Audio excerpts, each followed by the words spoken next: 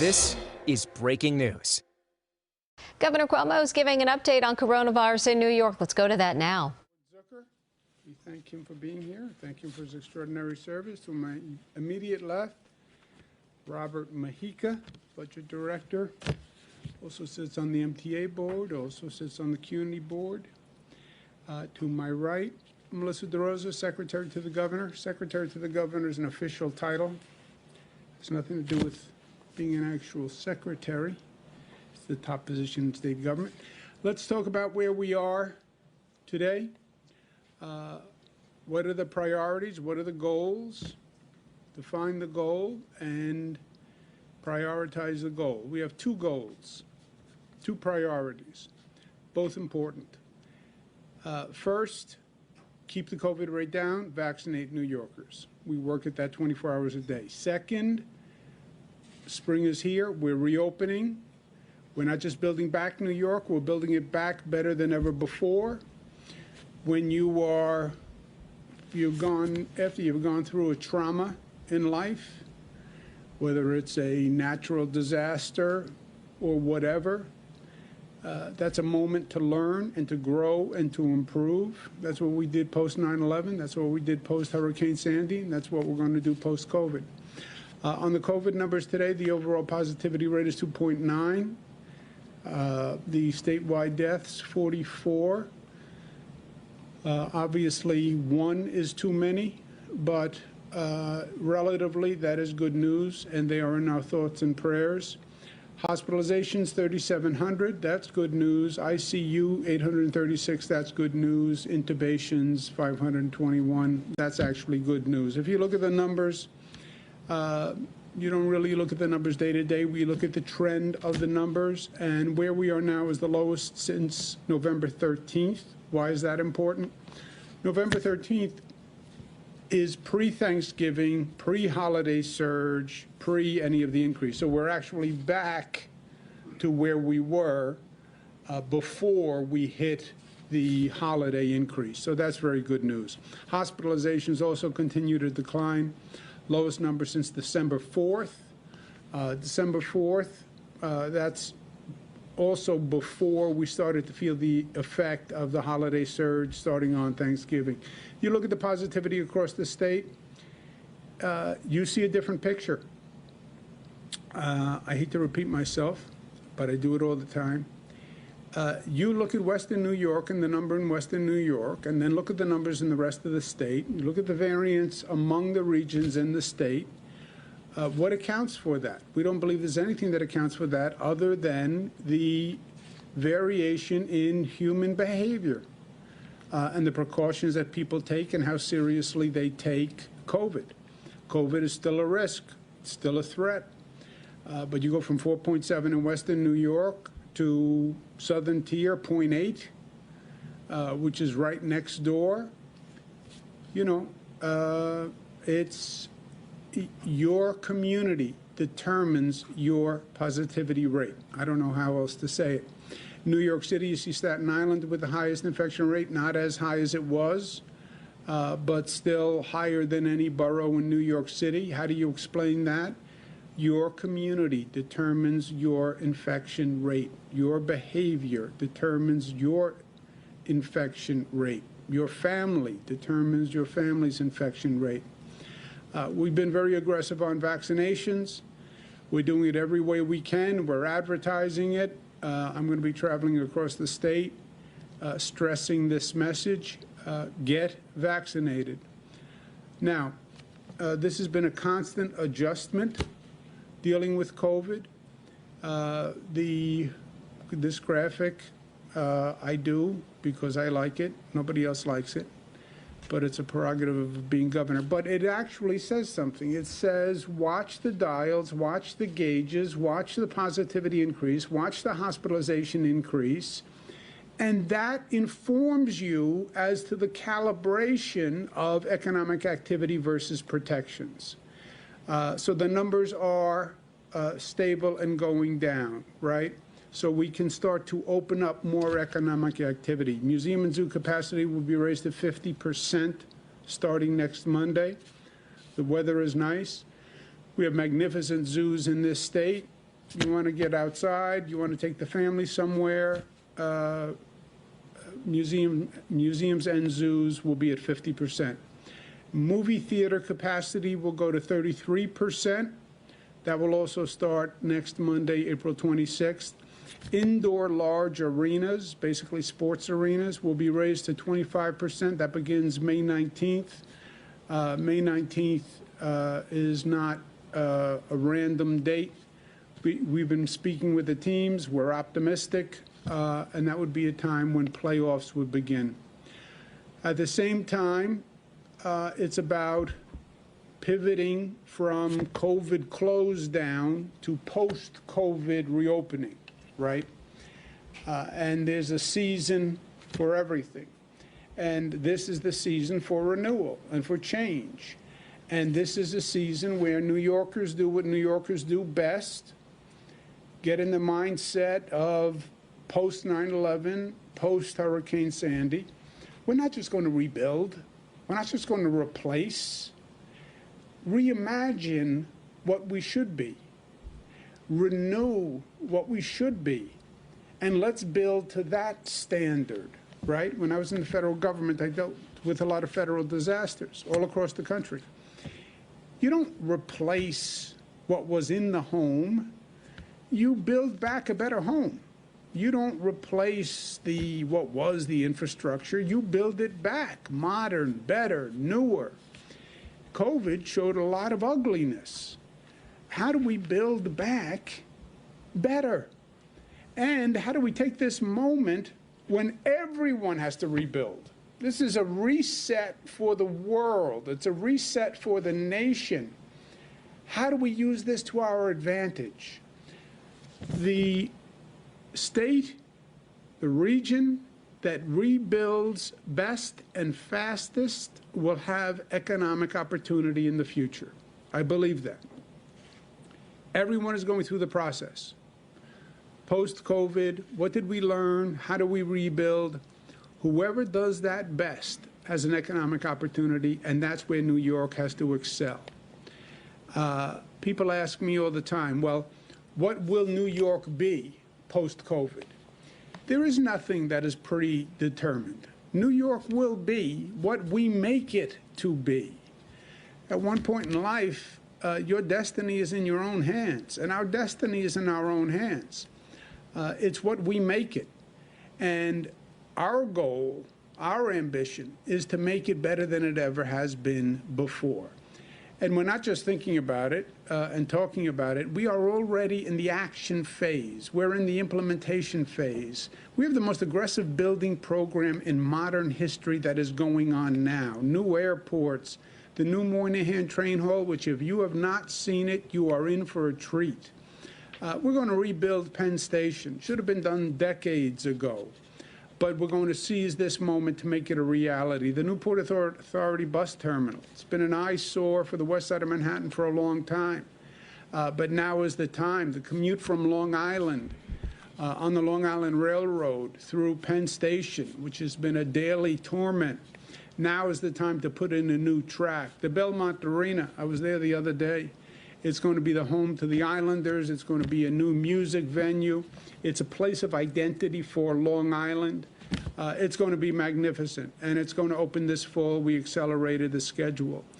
Many cities still suffer from the mistake made in the 50s and 60s where we blocked off the waterfront, and the waterfront is now the attraction, and you want to reconnect with that waterfront, and we're doing that in Buffalo, in Rochester, and in Albany.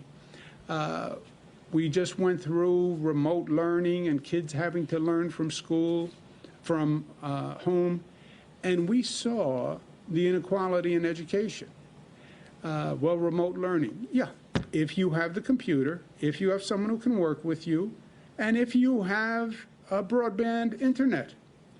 And too many families had to go to the local fast food place or library to get broadband because they didn't have it at home.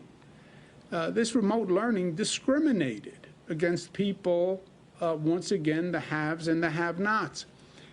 Universal broadband that is accessible to everyone and affordable first state in the nation. If you're a low-income family, $15, and an internet company has to provide you high-speed internet for $15. We're also going to be the green energy capital of the nation, not by talking about it or demonstrating or signing goals, but by actually implementing a program. And we have to reform public safety. This nation is still in turmoil with the relationship between members of the community and the police. We see it every day. There will be no economic recovery unless a city is safe. We have seen that in the past, and I'm going to speak more about this over the coming days. But public safety is directly related to the economy. The economy will not grow if people don't feel safe. It's that simple. We're in New York City today. I can tell you, because I've been born in New York City. You look at the periods of high crime in New York City, they are periods of economic decline. You see periods of where the crime rate goes down, the economic rate goes up. And we are at a point of crisis in this nation and in this state. And if you want to rebuild the economy, we have to reform public safety. We also have to help the middle class, especially at this time. And the best way we can help them is through lower taxes. In the budget we just passed, we actually reduce income taxes for the middle class. The rate goes from 6.09 to 5.97 for those making between $43,000 and $161,000. From 43 to 161,000, your tax rate goes down. From 160 to 323, your tax rate goes down. $323,000 per year. Middle class. At one point, that would be rich people. But times have changed. So we want to get those taxes down for people in those brackets, and we do it this year. And we also do it for the 20,000 to 80,000 bracket and 80 to 215,000 for individual taxpayers. So middle-class taxes come down as soon as I sign this bill, which I'm going to do in a moment. This tax change affects 4.8 million New Yorkers, and it's $2.2 billion, so it is real. We're also instituting a property tax credit for people up to $250,000 because property taxes are the worst tax in the state of New York. It's not the state income tax. It is the property tax. And when people talk about high tax New York, they're talking about the property taxes. That's what they're talking about. We passed a permanent property tax cap at 2%, first time ever in history. We passed it 9 years ago. It has saved almost $60 billion in 9 years. But there's no doubt that if you want to make a difference from a tax point of view in this state, it's about property taxes. With all we've done, we still have the highest property taxes in the country, right here in the state of New York. In New York State, the average middle-class taxpayer pays more in property taxes than they do in income taxes. So people tend to focus on the state income tax. No, that's not where you're paying the taxes. You're paying the taxes in your property taxes. For example, we're in New York City today, downstate. Most people pay $10,000 in property taxes, $7,000 in income taxes. The problem is property taxes. Property taxes in the Hudson Valley and Long Island are among the highest in the nation. Nassau, Westchester, Rockland, highest property taxes in the nation by dollar amount of how much people pay. Upstate, highest property taxes in the nation as a percentage of your home value. So Nassau, Westchester, Rockland, highest absolute property tax payment. Upstate New York, highest property tax as a percentage of the value of your home. Home values are lower in upstate New York, but the property tax is higher. This situation has always been a problem. We made major progress when we passed the property tax cap, first time ever. But then what happens in 2017, the federal government actually made it worse. The federal government passed a federal tax reform plan that reduced taxes for the rich, the wealthy, the corporations, but removed the deductibility of state and local taxes, called SALT. They got away with it for two reasons. Number one, it was a little confusing. It was hard to communicate. You no longer can deduct your state and local taxes. You know, what does that mean? And second, it was President Trump and a federal government that was trying to help Republican states, and they took from the Democratic states. That is not a partisan statement. That is mathematics. Money came from the Democratic states under their tax reform, and they transferred it to Republican states. And it was a direct attack on New York because the federal government was no friend to New York, as we know, for many reasons. It cost New Yorkers $30 billion over the last 3 years. What they did cost New Yorkers an additional $30 billion. I call it the SALT assault. It affected virtually the entire state.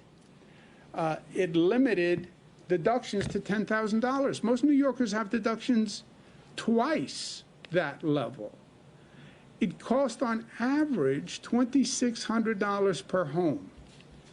And because of SALT in 2017, New York had the largest tax hike of any state in the nation. That's why it was personal, and that's why it was devastating. Make matters worse, New York already paid more into the federal government than any other state and got back less than any other state. So it was already an unfair system, and they actually aggravated the injustice of it. Now, this is 2017. It's Trump. It's a Republican Senate, Democratic House. All the New York officials, federal officials, condemned what the federal government did. All of them got up and gave a speech. Senator Schumer condemned what they did. State and local deductions are the bedrock of middle-class deductions, help steady the cost of middle-class families. Senator Gillibrand, same thing. Congressman Nadler, the head of our congressional delegation in the House. The Republicans didn't want to pay for the tax cut. They didn't care about this. They did this. They wanted to punish the state, the 12 states. They wanted to punish us for voting for Hillary Clinton. But they wanted to coerce us to have lower taxes and lesser services. Congresswoman Kathleen Rice. They all gave a great speech. Moderate Republicans, not the hyper-conservatives or just the blind Trump loyalists, but reasonable, moderate Republicans like Congressman Peter King, who I believe was just that, moderate, reasonable, pro-New York Republican, said that it was outrageous what they did. Okay, that was their position. But for me, in life, it's not what you say, it's what you do. Since January, President Biden, who's a friend, Democratic Senate, Democratic Congress, no excuses, no Donald Trump, no Republican Senate. The Congress has passed multiple bills. They all promised to repeal SALT. They have not repealed SALT, and they must. There's another big federal package being proposed. They must repeal SALT. I understand a little bit about politics, but it is still about results at the end of the day. New Yorkers are bottom line people. Did you get it done? Well, I'm trying. Well, I believe. I made a good effort. Did you get it done? And we need results from Washington. SALT repeal means $12.3 billion to New Yorkers. SALT repeal is so powerful, it would lower the effective tax rate on New Yorkers' highest payers by 37%. We just put a surcharge on the state income tax for the highest earners to finance our reconstruction in essence. Our top rate went to 10.9% from 8.8. If they repeal SALT, the effective tax rate on the high earners goes to 6.9%. So if they repeal SALT, which I believe they must, the net effect in New York will be that we didn't raise taxes on anyone. We lowered taxes on everyone. Because when the SALT repeal happens, the top tax rate is not 10.9 in New York. It's really 6.9. And 6.9 is lower than what the taxes were. So when we did this budget, and we did this surcharge on the high earners, we anticipated that SALT would be repealed because there is no justification not to repeal SALT, especially after the way it was done, especially after every federal official pledged to repeal SALT. So to Congress, my message is simple on behalf of all New Yorkers who pay taxes. Don't pass another bill until you fully repeal SALT. No political deals, no political games. Fully repeal SALT. It was a political attack on this state. It was a partisan political attack on this state. You promised to repeal it. Now is the time to do it. Lower our taxes. Help our economic recovery. Reverse the 2017 salt in the wounds